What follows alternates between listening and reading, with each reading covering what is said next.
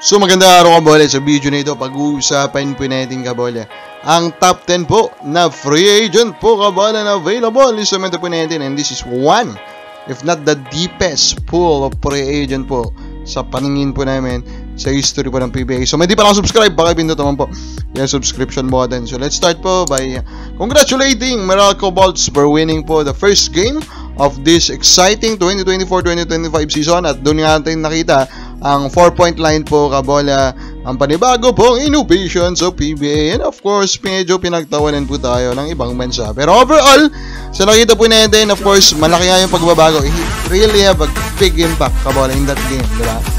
So the 4-point shot, Glenn Robinson had the chance to win that game, or to tie, that game kabola, because meron na pong 4-point shot. So those type of changes kabola, and nakita din naman natin na yung spacing is different kabola, pero overall yung number of 4-point shot na naipasok is well doon po sa expectation po natin. By the way, Meralco Bolts, no, medyo alanganin yung galawan po nitong si Dernam, no, parang hindi ito yung dati niyang galawan, pero expected naman na yan because of farther time. Pero overall, of course, we will continue to observe ito pong 4-point shot, kung ano pa po yung mga improvements na dala nito kabola dito po sa ating liga. Now, dito nga muna tayo kabola, some comments po ng mga fans.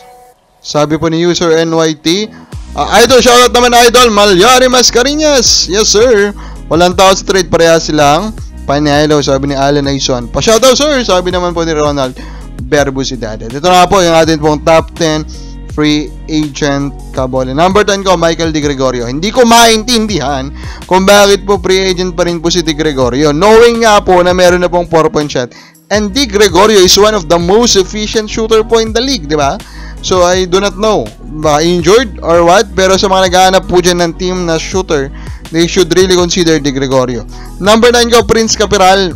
Talagang pangit yung nangyari po sa kanya sa Abra, and even yung last few years niya po sa Northport, pero I still believe that Capiral is capable of giving minutes po na magaganda dito po sa PBA. So tingnan natin kung mabigyan pa po siya ng opportunity. Number 8 ko, Mac Belo kabola. So pinakawalan nga po siya ng Reno Shine kabola. So that's very unfortunate for them. Binigyan naman po siya ng opportunity ko Cheng Yao to prove himself, pero hindi niya na-prove. Pero sa paningin natin, he's still a PBA caliber player. It's depensa pa lang kasi niya. Sa akin lang naman is yung PBA na talaga kabola. He's a really good defender. Although offense nga po talaga yung problema po ngayon. Ito si Mac Belo. Number 7 natin, David Morel. Ayan, pinakawalan din po siya ng Ginebra. Ano po? After po nilang maging patient po sa pagkuha sa kanya, no? Out of free agency din, pero hindi rin talaga siya sa Ginebra. Again, we are very high about his ceiling kabola. Ang dami ng team po.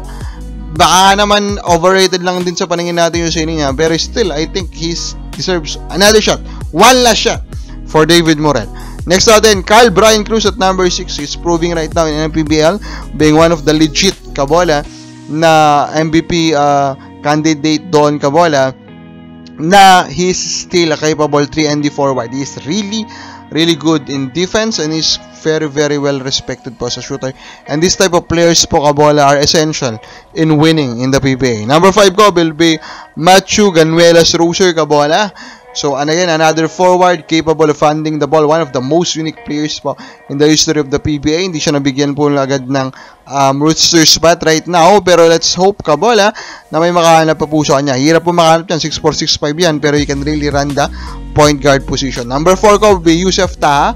I'm not sure kung injury po yung concern dito. Pero kung hindi po injury, kabola, I think he should still be in the PBA. This guy is big. This guy can defend those giants, kabola. And again, those type of players are hard to find.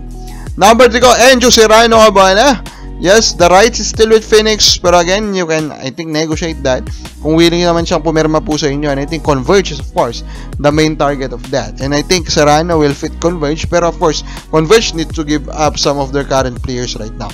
Number 2 ko, Greg Slaughter kabola. Yung rights niya nasa Northport pa rin, pero I think it can be negotiated, di ba? Converge is interested kabola, baka naman pwedeng magkaroon ng trade dyan, di ba? How about Jay Ambohot, di ba?